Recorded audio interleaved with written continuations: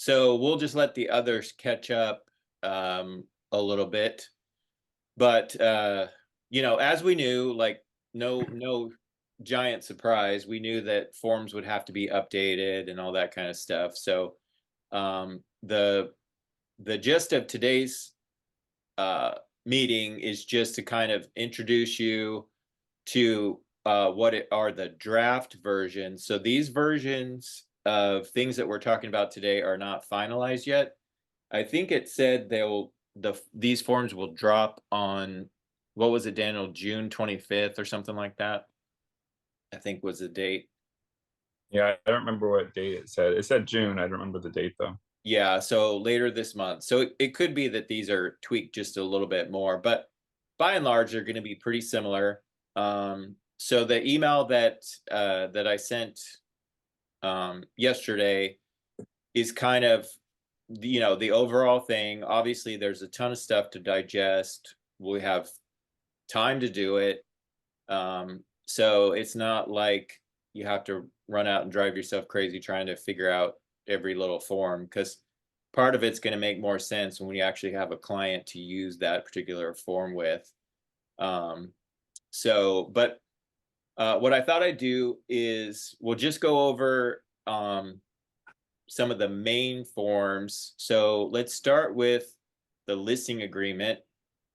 So I'm going to go ahead and share my screen and pop up the listing agreement.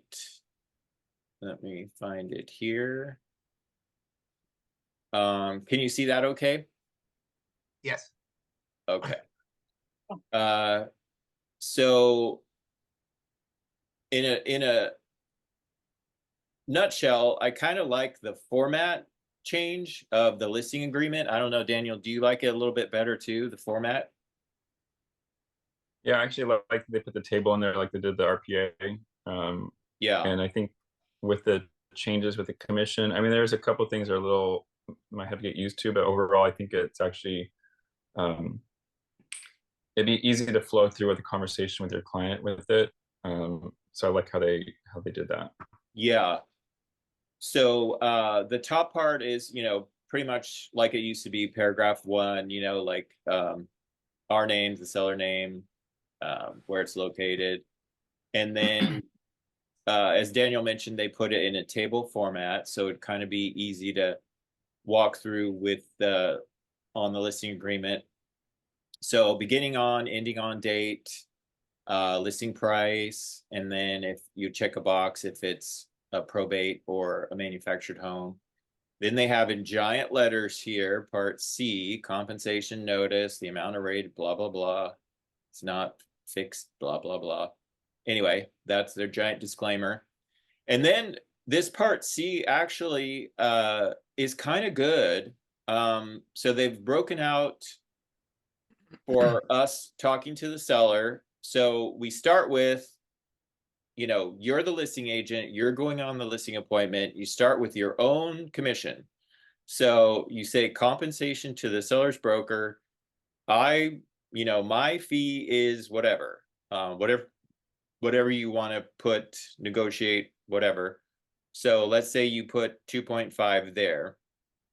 Obviously, that's, up to you to decide what you want to work for.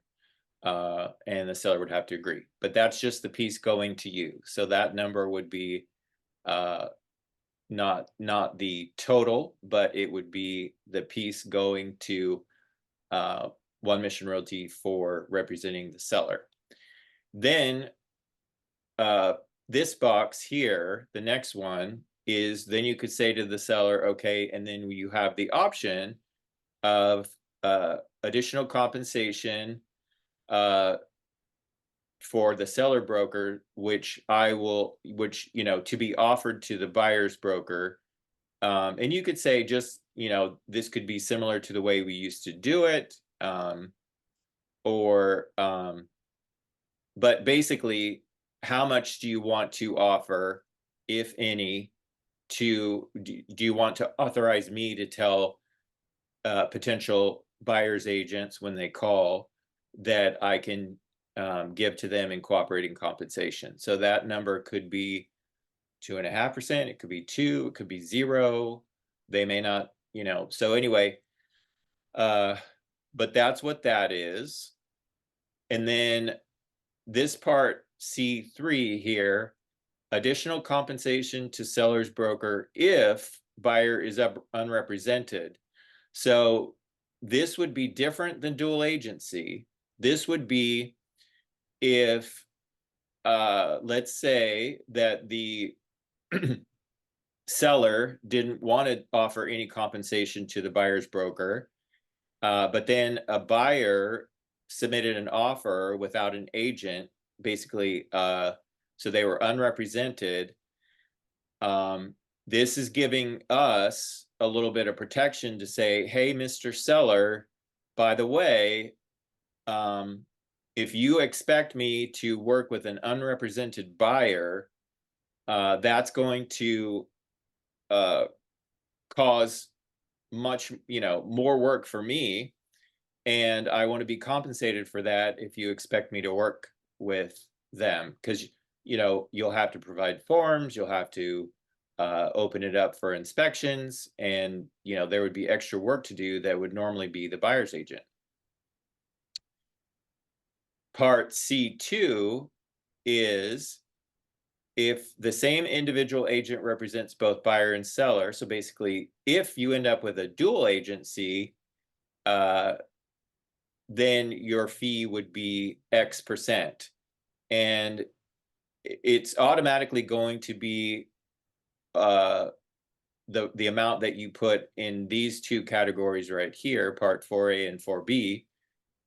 So if they'd been 2.5% there and 2% there, then you don't need to check anything different for this. This is saying if you do a dual agency, you represent both buyer and seller, then your compensation is these two combined. Or you could give the seller a break if you want to and say, look, if I end up doing a dual agency, the total fee is going to be 4% or whatever you want to do. So I'll stop right there. Daniel, do you have anything to add to that? And then we'll open it up for other observations or maybe questions, because Daniel and I have obviously read through this a couple times. Go ahead, Daniel.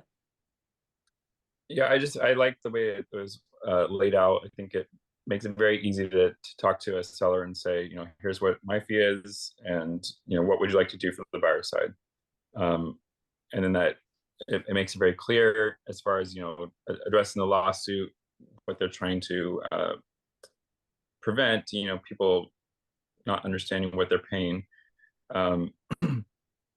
I think Troy's probably gonna get to another forum, but there is a forum that talks about commissions and how commissions can be paid. And so it might be one of those things where you kind of go over that form first before you get to that part, or maybe you bring that form out when you're talking about this part. I think most people will probably understand this. It's just a matter of, I think, getting into a routine when you're talking about it, because of the, it's this plus this, but it's not this if it's that. But when you get down to it, it's pretty straightforward, I think. Yeah, Brian, Marilyn, or John, do you have any questions or thoughts? Just like Daniel says, it's just like the offer to purchase. I mean, it's the same. Yeah. To me, and I think it's just better laid out and easier to read for a client. Right. I agree. Yep. Mm-hmm. I have a question regarding C3. What would be a typical percentage, or in other words, would you just say, if you're going to get 2.5, would you ask for 2.5 to do the work for the buyer that is unrepresented, or do you usually do less? I've never had that situation come about, so I guess it was kind of interesting to see that come up. Yeah, so it took me a minute to figure out what their intent was there. So basically that C3 would be So basically, if let's do a real life scenario. So in a real life scenario, let's say that the seller had agreed to 4A being 2.5% and 4B being 2%. And so in theory, if a buyer approached you and said, I want you to do a dual agency, then you've already got the form set by checking these two boxes, filling in these two boxes, that you would get 4.5% for representing that dual agency. You don't need to do anything different. You can just leave those two done. What C3 is trying to address is if the buyer says, no, I don't want an agent to represent me. I want to do it on my own, but here, Mr. Seller, is my offer. And the seller wants you to take that offer. Obviously, if we're gonna do the work for that, we would rather them be represented. But in the absence of them being represented, it could be kind of nice to put some sort of percent there for that. And so that would be up to you, Brian, as to what you want to charge. If they were offering 2 there, then this could still be 2. And the only difference between that and a dual agency would be that you would be telling this buyer who chose not to be represented by you or anyone else, you would just give a form that says, I'm not representing you. Does that make sense? Yeah, I guess, have you ever had this scenario happen? And No. have you had, okay. Yeah. And it's rare. So it would be rare, but I think part of the reason why it hasn't happened in the past is that we could easily say that the seller is offering, is offering cooperative commission, so we don't want to be, your dual agent, but you can go find an agent, and because it would be free to, well, I can't use the word free, because someone would be offsetting their thing. I think it didn't happen, right? Even like investors Right. or whatever who didn't want to have an agent, they would, because they could use it. But in the case where we're going to have more cases where the seller is not doing anything in 4B here, they're not offering any additional compensation. And in that scenario, the buyer doesn't want to pay their own commission. So so this could come up, is what I'm saying. Okay. And I think they did that because of that possibility of it happening. Right. And I think as far as, talking to a seller and explaining it would be a matter of explaining that if the buyer is unrepresented, then I am not their agent. So I cannot advise them, and I will not advise them. However, in reality, if you want the transaction to go smoothly and you want your seller to be protected, there might be cases where you're going to be providing forms to the buyer to make sure they, fill out. Because if the buyer comes in and they don't have, certain disclosure or something, then you need to make sure that it's completed for your seller's sake. So I think that's part of it. And then also, you'd have to talk to the seller and say, okay, well, so when the buyer does a home inspection, who's going to let them in? Do you want them to go in on their own? Do you want me to be there? So that's why, as a seller's agent, you would get, in theory, get paid to be doing something, because you are kind of skating that line there. Right. And, and normally the buyer's agent would be the one to open the door for home inspections, and the buyer's agent would be the one to transfer keys, and you know what I mean? So all those little things that the buyer's agent would do, even though you're not representing the buyer, someone has to do it. So either the seller has to meet them for to give them access to the for the inspection, or you do. So you might as well get paid something for being pushed into doing that. Right. This could also be an opportunity to say to the seller, you know, hey, it's risky to sell to a buyer who is unrepresented because no one's guiding them, right? They could just be running amok and there's no one there to tell them what they're doing, you know, isn't great. So How do you maybe, make sure their earnest money deposits in on time, and all right, sorts of stuff like that? right.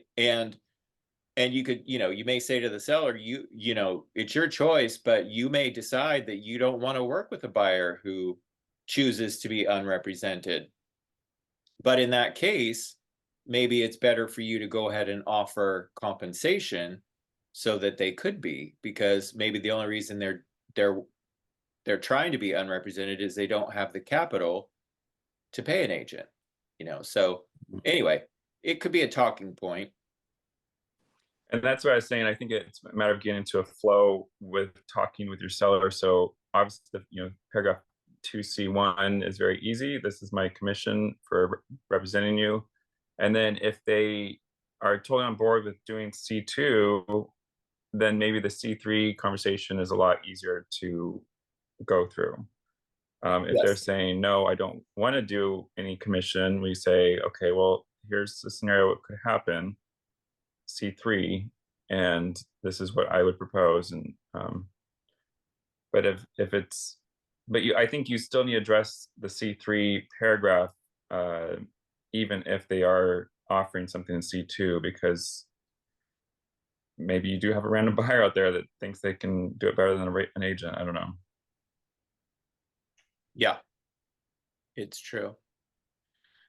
Part 4C1, that there's really nothing you need to do there. It's just sort of clarifying what the seller's total would be. So we don't have to go through that right now. It took me a couple times reading it. You'll get in a flow, like Daniel said, once you have the client.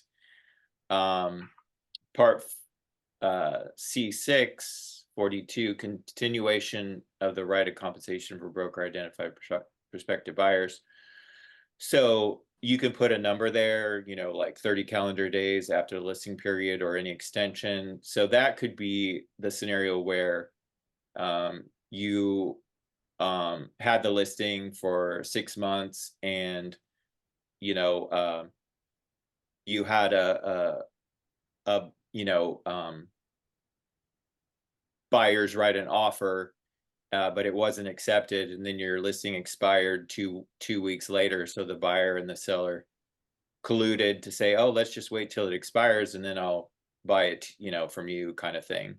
So you would give a list of the prospective buyers that were shown the property during your thing.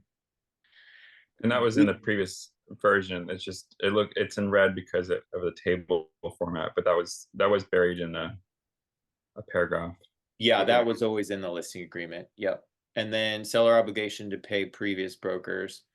So this is where, you know, the seller would be telling you if they had some other previous obligation. And you could say to the seller, you know, you don't have it listed with anybody else, right? You know, kind of thing. Items included or excluded, that's was in there before. Again, just a format change. Leased items, liened items. So I like that a lot. And then this is property will be marketed in the following MLS. You just put SDMLS in there, or for Maryland, the C.A.R. And coming soon. So this boilerplate seller does authorize broker to market the property per coming soon status. Daniel raised a good question. We're not sure if that means we have to, which I don't like doing the coming soon, because I think it creates it actually does market time. And also a lot of times you don't want to start fielding calls and having unsolicited offers before you're ready to show it. So I would only personally probably do it coming soon if it was like I didn't want showings until the weekend and I want to put on the market on Thursday or Friday or something. Right. But yeah, I don't know that paragraph. That seems a little, if you don't check that box, it's not saying you have to put it coming soon. Yeah, so I don't know. It's a little weird. Yeah, that's a little weird. Yep. Public marketing to begin on such and such date. You know, we had things like that in there too. Placing the property in the MLS, clear cooperation. So this just means once you sign the listing, it needs to be put in the MLS or have a form that, you know, like we've always done before, essentially. No different there. And then this is if the seller wants to opt to not have some of the aspects of the internet sites available. Again, we had those options in the other listing agreement as well. Timing and presentation. Present all offers as soon as possible. Buyer supplemental offer letters. This is saying that you won't present buyer love letters, but the seller could instruct you to do that, but the seller's acting against broker's advice. That was currently in the listing agreement already. Looks like they've checked the box for natural hazard. They want it ordered within 5 days. And Daniel made a good point. That's probably so that we can all get ahead of the fire hazard thing. So that's, yeah, I thought that was smart. That paragraph does say they will, just to clarify, if you're talking to seller, it says the seller shall order and pay for any reports. But all the NHD companies, we can order a report and just say we'll send the escrow information later, so you don't have to pay up front for it. right. And then there's a box to check if the seller doesn't want any photos. And it's saying that visitors are not restricted from taking photos. Let's see. And the bulk of that whole table, nothing is new as far as actions. It's just all red because it's in table format, but all of that was in the former listing agreement. Right. So then there's, you know, other advisories, addendums. So I'm not going to go through any of the rest of it. It's basically, it just, you know, obviously took away the stuff that related to having to put the commission in the MLS, and it made it in table format. But I think a lot of things about that are actually better. It did have that other advisories, the boxes checked for the BCA form. So I'm guessing when you pull up the listing agreement, it will have that form built in like they do with the agency disclosure and all the other things. Yeah, probably. Yeah. So, okay, are we good on that one? Do you want to pop over to, we'll pop over to the next one. So let's do the, I'll put that over there. Oh, before I do that, one thing I wanted to remind everyone. So we need to be careful when we're the recipient of a buyer referral. So in other words, let's say someone from Michigan, some agent from Michigan calls and said, hey, I want a referral fee for sending you a buyer, and I want 25% if this buyer buys something in San Diego. Well, how the heck do we guarantee that we don't even know that we've signed a buyer representation agreement with that buyer yet, right? So unless that buyer has the ability, unless that buyer is signing that they're going to pay you a commission in a BRBC, like a buyer representation form, then we shouldn't really commit to owing the listing agent money because we don't know that we're going to get paid, right? Good point.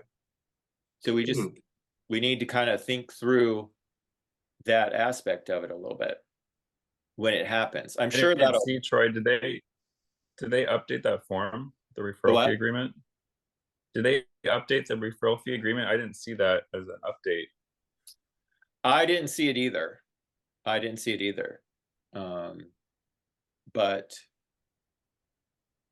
and you know, in their mind, they may be thinking, well, you'd already have a buyer representation agreement signed, which is fine, but that's only going to be buyers that can afford to pay your commission fee. So Yeah, it seems like the referral fee should be reworked a little bit. yeah, it should The be agreement. to have some protections in there that there are scenarios where there just isn't enough money to pay a referral fee, basically. Okay, so I'm going to go ahead and share again. So let's do the well, before I do that, this one's super quick, so let's do that so we kind of have a little bit of a mental break. This is the RPA. Most of it's the same, but they added a good thing right here. They added insurance. So now insurance, a contingency for the buyer to get insurance is listed separately. And the only other change they made was wildfire disclosure report. But those were really the two that they added a little blurb about insurance as well. So so that was the only reason I wanted to pop that up, was just so that you kind of were aware of that on the RPA. I'll go ahead and do the BRBC now. So this one is, you know, will take us a while to get used to. There's some things I do like about this form, but there's one big thing that I am not fond of. So we'll just jump right in. So again, it's in table format. I like that. The problem that I have with this form is it is saying the maximum representation period allowed is 3 months from the date the agreement is made, unless buyer is a corporation, limited liability, LLC, or partnership. So I told Daniel when I saw that, I'm like, that sucks. Have they never worked with a buyer before? Sometimes it takes 3 months to get them pre-approved, for Christ's sakes. Anyway, and the 3 month thing is actually the state bill that some state senator is sponsoring, and C.A.R is supporting it. 3 months maximum term. So I don't know. It just makes no sense to me. They want us to go out and get these buyer agreements signed, but then we'll just have to update it every 3 months. I think that people that don't sell real estate believe the TV shows where you just show them 3 houses and they magically buy one, and it's super easy. So that's annoying. In a perfect world.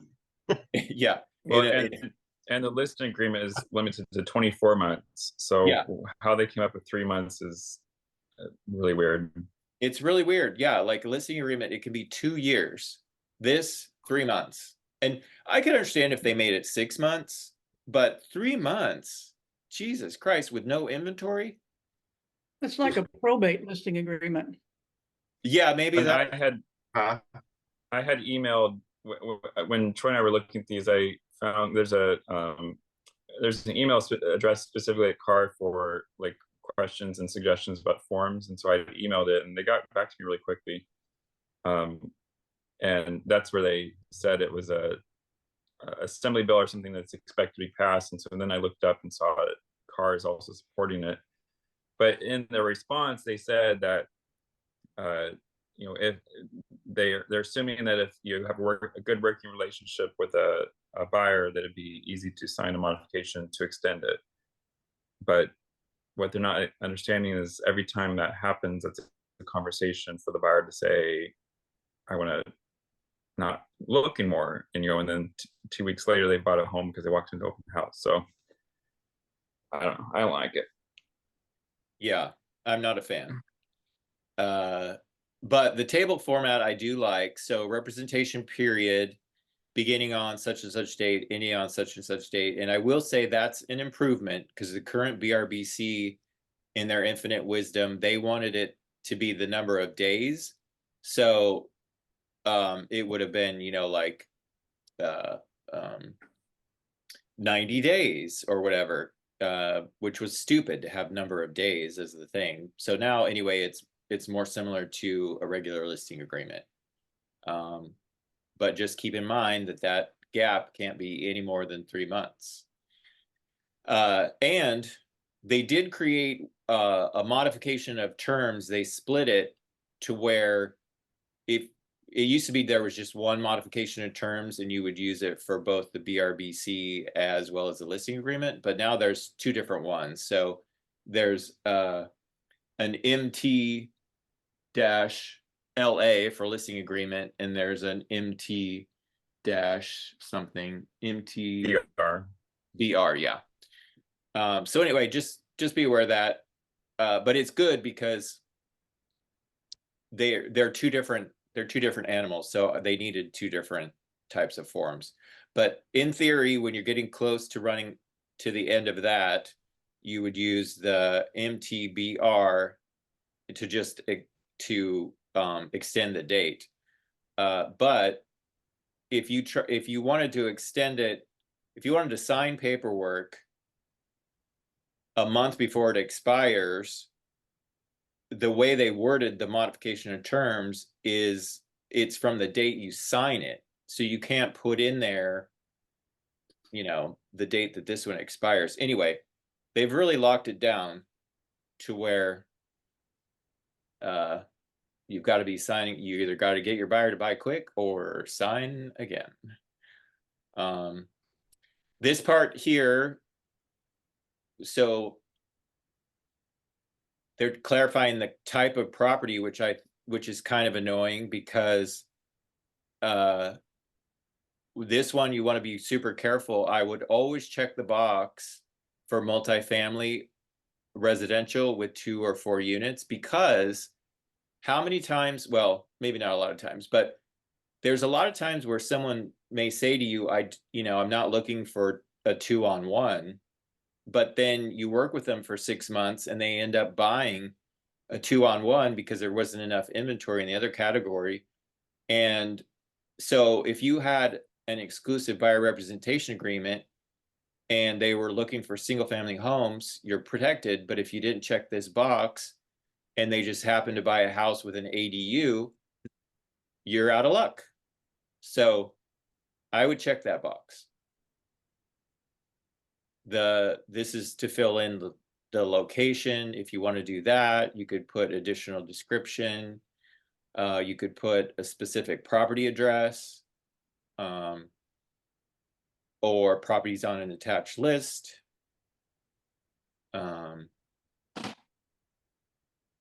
So that's that part. You're basically defining what properties you would be paid for. So you could say, check the box and put San Diego County, for example, if you want to. Another big blurb about broker compensation, the amount of rate, blah, blah, blah. So then here, pretty straightforward. The amount of compensation that I want for being a buyer's agent is X%. So you put your percent there. And then payments from third parties shall be credited to the buyer's obligation to pay. So in other words, if the listing agent is paying you through cooperative compensation, then that's credited toward that. If the seller pays you directly, then that's applied toward that. So basically that's what that's saying.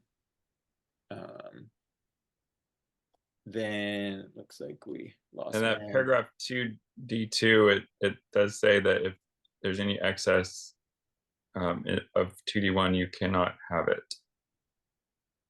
Right. So if you put if you put 2.5% D1 and the seller's actually offering 3%, you only get 2.5% unless you modify it with your buyer. Yes. And so my thought is we don't want to, we want to try not to get in the habit of putting a really low percent there, just because you know, the one of the sellers could be offering a higher amount, and you could always agree later to lower it. The buyer's not going to mind if you lower it, but it would be a shame to lose money if it ended up being, you know, paid by the seller. Continue right for payments. So that's the similar thing where if 30, you know, you could, for the houses that you've shown them or whatever, you could give them a list. So if they buy one of those houses within X number of days. Cancellation notice, the non-exclusive version of this form is effective upon receipt or so many days after. The exclusive representation is 30 days after, which reminds me, I forgot one of the most important boxes was this one. We always want to check, we want an exclusive buyer representation agreement. Otherwise, why bother, right? If they're working with 16 agents or they walk in an open house, you know, you might as well not even have anything signed, even though, you know, we have to at this point. But you always want to check exclusive. And so going back down here, cancellation. So if you have a non-exclusive, they can cancel on you anytime. At least with an exclusive, they have to wait 30 days to cancel. So what that means is even if you signed a 3-month listing agreement and they cancel within, you know, 15 days, then it's not even going to last 3 months. But I suppose if they cancel, you'd rather know that up front anyway and not waste your time. There's another form. This form's new, the BFPI, within 5 calendar days from receipt. So this is the buyer's financial something. And I looked at that form. It's basically, I won't pop it up now just because we could be here forever. So I'll just kind of, but it's basically asking the buyer to tell you all their, you know, financials, like how much deposit do you have available, the amount of the down payment available, is the down payment in savings, retirement account, gift, loan, the amount of additional funds available for broker compensation, source of additional funds, the maximum loan amount, the lender's information. So anyway, I don't think they've worked with buyers before because buyers are hesitant to give you too much financial information to begin with. And so to make them fill out a form where they're, I don't know, I think they create that form thinking like a buyer just walks into a real estate office and says, I don't know what to do. I want to buy a house. And then you start filling this out and then you say, oh, here's a lender to talk to. But I would not use that form. It seems crazy for them to expect an agent to be asking all those things. I would say, do you have a pre-approval letter? And then I would talk to, you know, yes, the lender. I agree. I don't think we would use that. But I don't think you have to use that form. I think that they're putting that in parentheses. They're saying you can't, you know, that's the information, but really all they need to do is disclose those 2 things or one of those 2 things. Yeah. Troy, if they're all cash, are they going to have to show you proof that they're all cash? Yeah, I mean, they should. And that's fine. I mean, we've had that, you know, all along anyway. Okay. Yeah. Unless you get a crazy vibe from them. Right. Not that that's ever happened. Yes, not that that's ever happened. Wink, wink. Yeah, so I doubt we'll use the BFPI form, but it was interesting. So then we won't go through all this, but they, you know, they reiterate the real estate commission is not fixed by law. Then they go into this huge blurb about by non-exclusive buyer representation.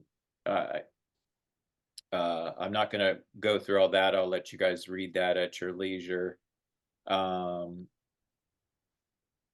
we do get to, though, exclusive representation. This is the part where if we've checked the box for exclusive representation, then I'm going to just do cancellation. 30 days written notice is required before either buyer or broker may unilaterally cancel this agreement. So anywho, just be aware that buyers can be fickle if they want to. But I suppose we can fire them too if we want to. So it is what it is. Paragraph 16, be aware of this. You have to, it looks like, you have to reconfirm the amount that you're charging the buyer here. So it would be in I paragraph have a 16. feeling that will auto-populate. Maybe it will. That would be awesome. Yeah. I can't remember. There's some other form, and it's a little strange, but it's saying that this page 4 only can be used as basically evidence of the compensation amount to give to the seller side. Oh, page 4. Okay. Yeah. I think I put it on that note on the Google Sheet, Troy, or Google Doc.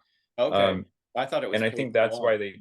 That's good. I think that's why they did that paragraph 16, is because it has all the information. It has the buyer's information and it has the confirmation of compensation amount. So you, in theory, don't need to give the full agreement. Right. Which would be better than giving them page 1. Yeah.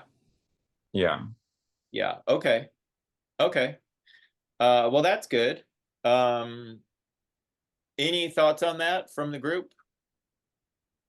I think the only thing you mentioned, and you said, you know, write it or put it higher than lower, in the sense Right. that if there was a weird situation where they couldn't sell a house and they were offering 3%, I mean, is it going to be upsetting for the buyer to see that you're writing 3% in there, even though the likelihood is not high at all that you get 3%? Or, you know, 2.5, is that going to be the highest that they're going to want to see there? I guess I'm just unclear on what people are going to be shocked by, or. Right.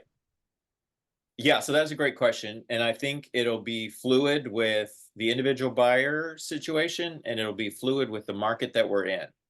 So in this market, there's a lot of 2% commission, right? But if we got, I could see that, you know, if we got into a market where sellers have a lot of trouble selling their homes, then maybe they start offering 3 or something, you know. So part of it's going to depend on the context. But you know, it's up to you to figure out, you know, what you can get the client to sign that feels good to you and the client. And I think also that's going to be a thing where we have to kind of think it through to have a flow, like I was saying, of how you're presenting it. Because, you know, if we say, oh, I'm putting 3% here, but most, you know, everyone really offers 2.5%, that's going completely against what the whole point of this whole lawsuit is. There is no norm, you know, even though we know there's kind of a market where a lot of people are in a certain percentage. We can't say, you know, that's the norm. I'm putting 3% here just in case, but most likely it's, you know, we have to be very careful about the wording we're using in that conversation. Correct. But I do think it's fine to say, you know, I put this percentage in case, you know, there is an offer of that amount, but if it is lower, you know, that's obviously I will not make that a much, and I'm, you know, I don't know what the wording would be, that's where our OMR addendum would be helpful, because we can show them in that you know, that based on the scenario, we can adapt it. But yeah, I mean, we're just going to have to learn by trial and error and see what works. But I'm sure we'll end up with a with a more, you know, fluid pitch after we've done it a couple times.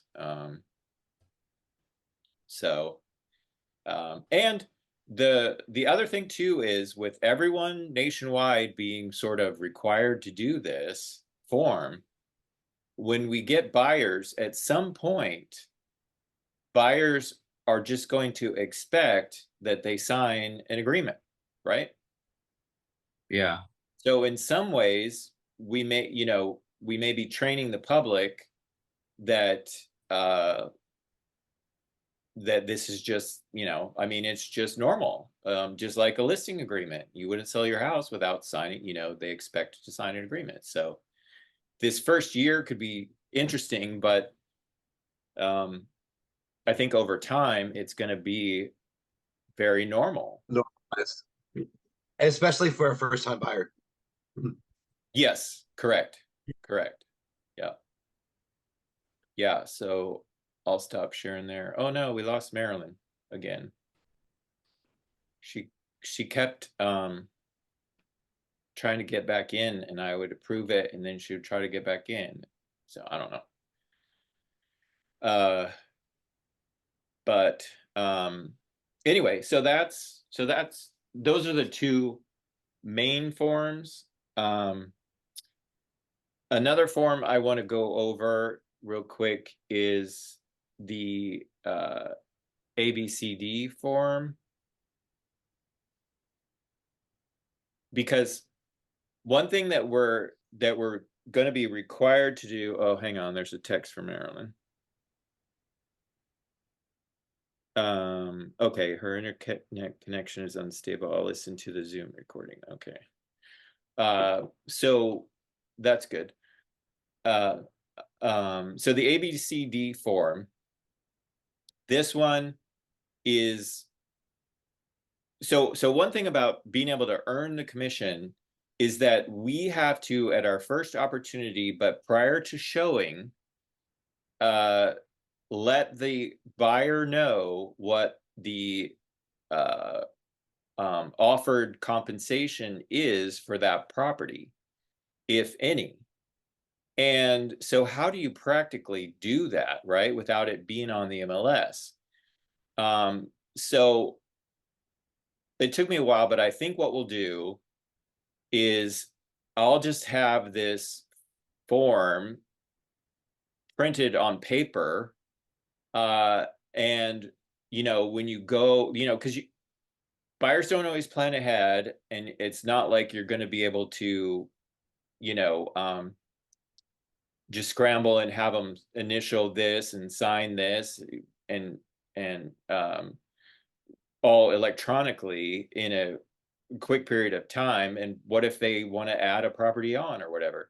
So if you just have some blank ones of these in your car, then you could write the property address and have, you know, you could initial, the buyer could initial, write the date, and you know, document what the compensation is, and you just, you know, keep a running list, and you could use as many of these forms as you want. Does that make sense? Yes. Except everything makes sense except the compensate. How you, if you're showing a property and it's not in the MLS, how much compensation is being offered? How do you know what to write there? We don't know. So call the listing agent and see, you know, ask them. B, maybe it will be published on their website for that property. Those are really the only two ways that we may potentially know. I think it's going to be a learning curve for listing agents, and maybe more savvy agents will get into a routine of, you know, I don't know, putting something on the MLS of, you know, property listing website here or something. I don't know if that's even allowed, but the kind of question mark I have is, the agents are the listing agents have to get used to this question, because this form is asking the source, is it the seller or the seller's broker? So if you call and you say, is the seller offering a commission, well, is it the seller or is it the seller's broker? And it depends on how the listing agreement is filled out. So I wish they hadn't kind of broken that part out, but they did. Yeah. And then one other thing I want to share is let me do that. Oops. Oh, come.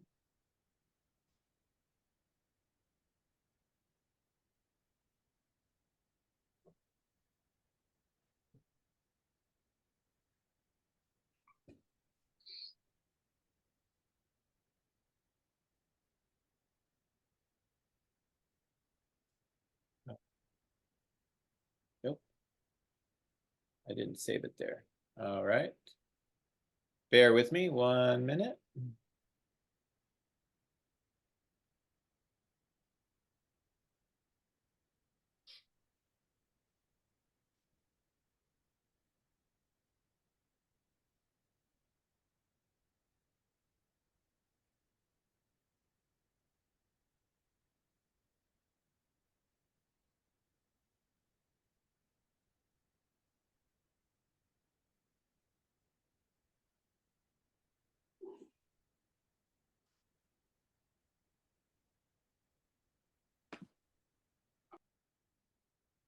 Here we go.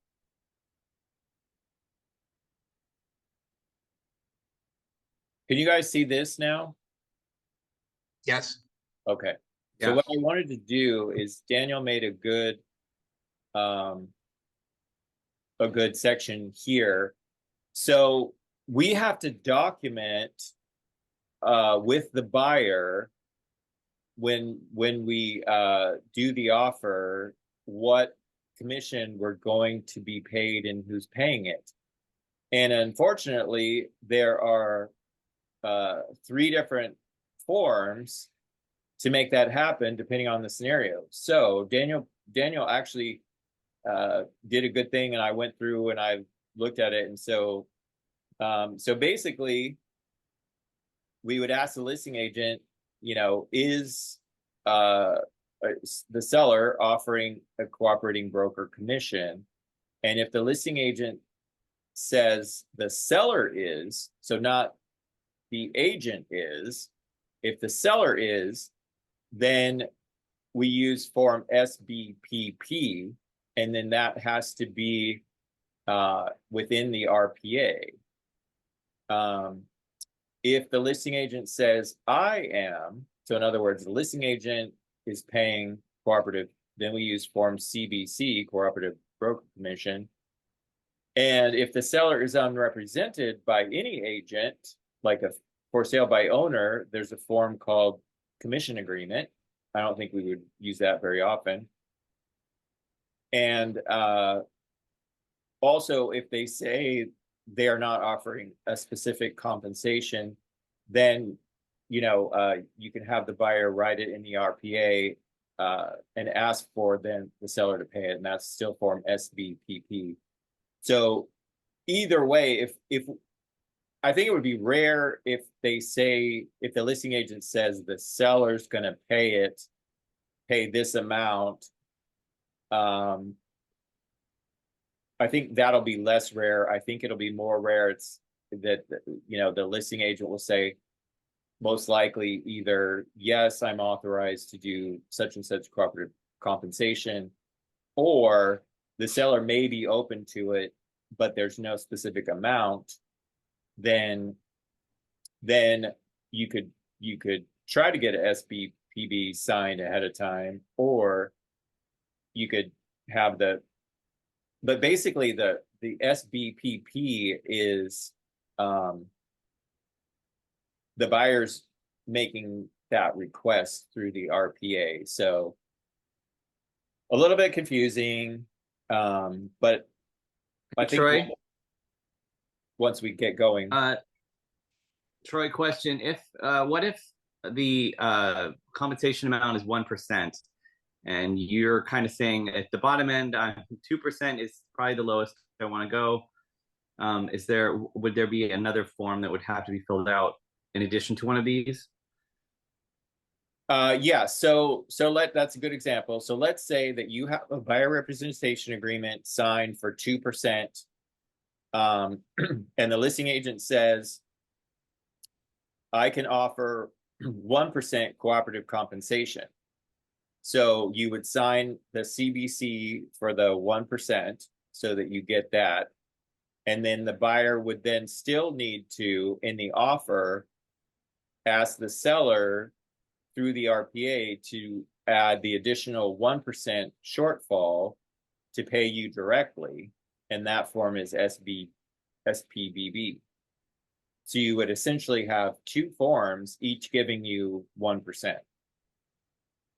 Okay, and then if the seller said no, then you're kind of at the mercy of asking the buyer for that 1%, or? Correct.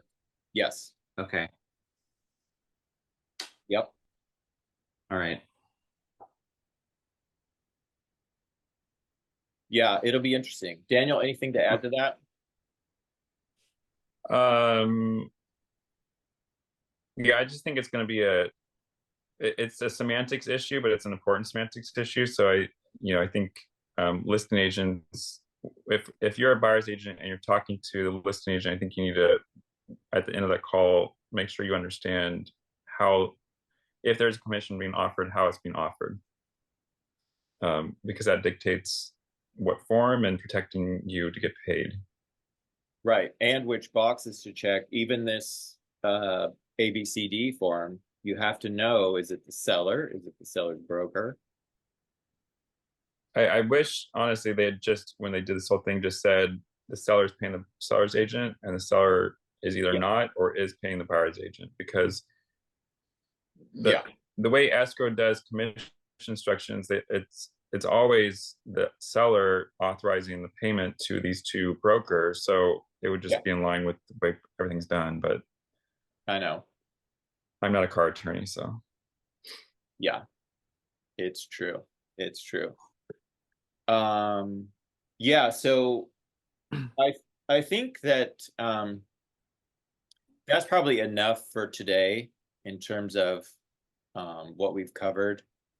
Those were the main forms: the listing agreement, the buyer representation agreement, the commission structures, documenting the properties that you show.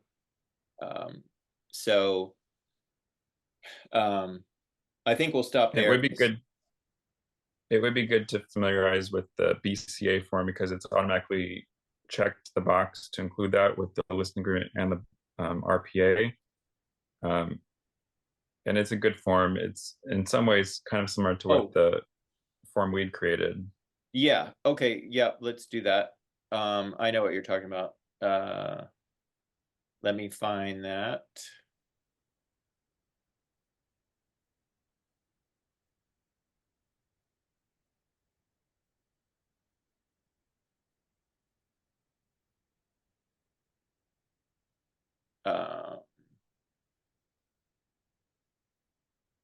What was the initial, Daniel?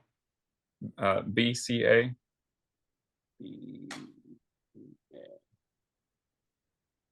Oh man. I think you had it in, I saw it in one of the other folder. Okay.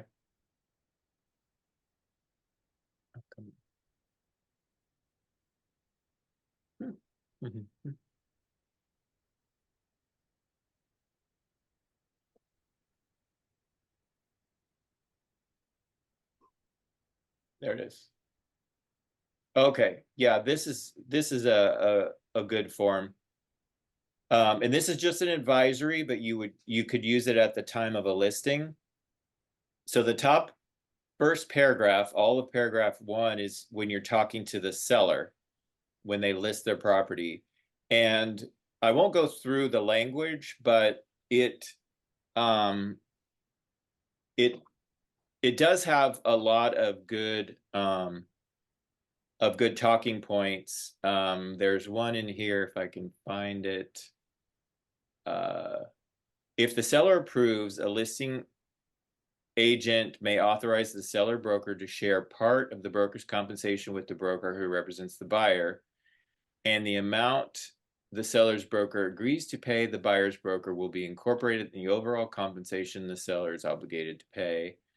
And then these parts here, it's negotiable, but they put here the seller and seller's broker are not required by law or otherwise to offer compensation to buyer's brokers. The promise of payment from the seller broker to the buyer broker may lead to quicker and more efficient transaction because, number one, knowing the overall cost of the broker compensation at the time of listing allows the seller to more easily calculate the seller's net proceeds. When evaluating offers and counteroffers, the seller's property may become more attractive to buyers who need a loan to finance the purchase price, and offering compensation to buyer's broker allows the seller to inform brokers representing prospective buyers they can rely on the efficient payment. Anyway, so it's giving the seller some reasons why they might want to offer cooperative compensation.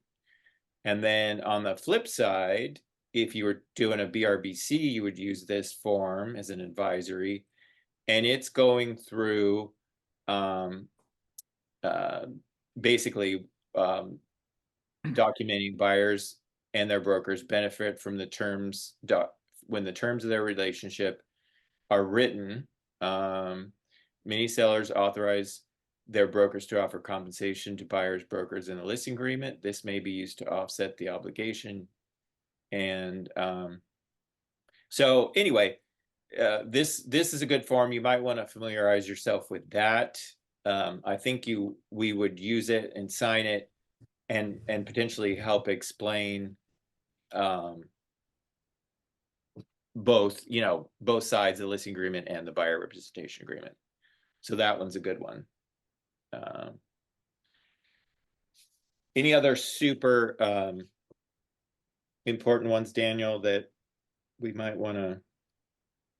I don't think so. The only thing I was going to, just as a reminder, is because so much is done electronically now with e-signatures, I think it's really important for either listing agreement or the BRBC to document that you've had some sort of conversation with the client about compensation.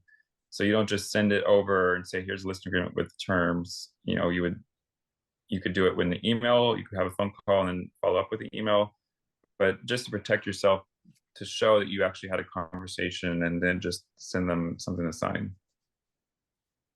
Yeah, that's a great point. That is a very good point. For sure. Yeah, so especially in this, interim period where everybody's learning all the way around, the clients, the buyers, the sellers, both agents, everyone's adapting to the changes. So one step at a time. And in some ways, some of the forms are easier to use. In other ways, it's a little bit, more onerous, but we'll get through it. Does anybody have anything for the good of the order before we shut down?